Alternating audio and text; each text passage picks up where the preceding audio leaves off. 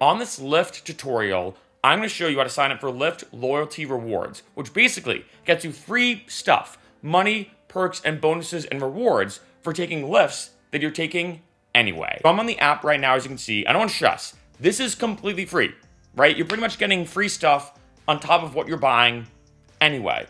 So I'm going to click the icon in the upper left-hand corner. I'm then going to go to rewards right there. So you can see already there's a lot going on here. But first off, I have a MasterCard. If you have a MasterCard, you get bonuses and perks. So I get every once in a while like a discount. So right here, I just earned a $5 off your next ride. It's nothing like mind-blowing, but hey, $5 is $5, right? In addition, I can go to past rewards if you want to see. So I've gotten a bunch of credits just using my MasterCard. Now, if I go down here, I have loyalty rewards. This is the big point of this video.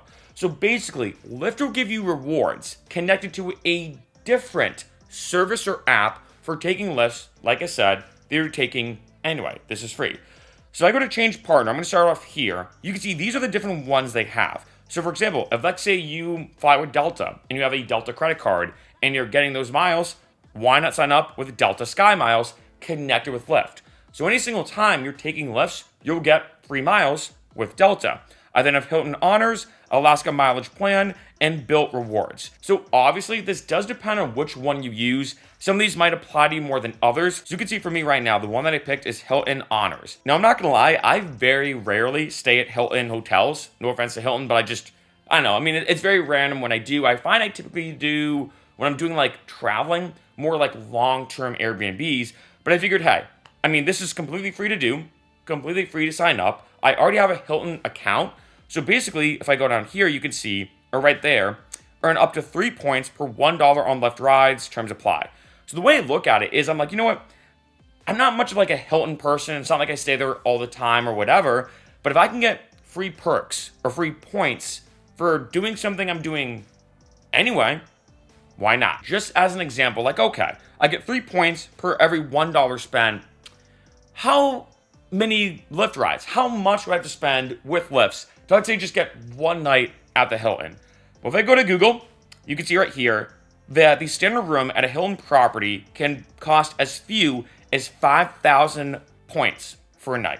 So if I do 5,000 divided by 3, I get, let's just say, I don't know, round that to 1,700, right? So I have to spend about $1,700 in Lyfts just to get one night at the Hilton. So being honest, is this the kind of thing that you're going to bank on getting a ton of money or a ton of hotel points or miles, whatever? Not really, but hey, it adds up. The way I look at it is this. I'm ordering Lyfts anyway. I'm paying for them anyway. So this is something I'm getting free on top of that. Now, I don't know how much money I spend in Lyfts or in Ubers as well, because they both take Lyft and Ubers when I'm going out.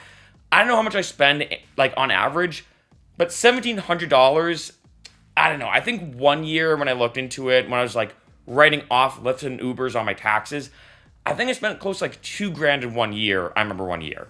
So theoretically, if let's say it was only taking Lyfts, because remember I take Uber as well. If I was only taking Lyfts, theoretically, for every year, in a sense, I'd get roughly one night at the Hilton hotel. Again, this is not the kind of thing that I'd look at and be like heavily invested in.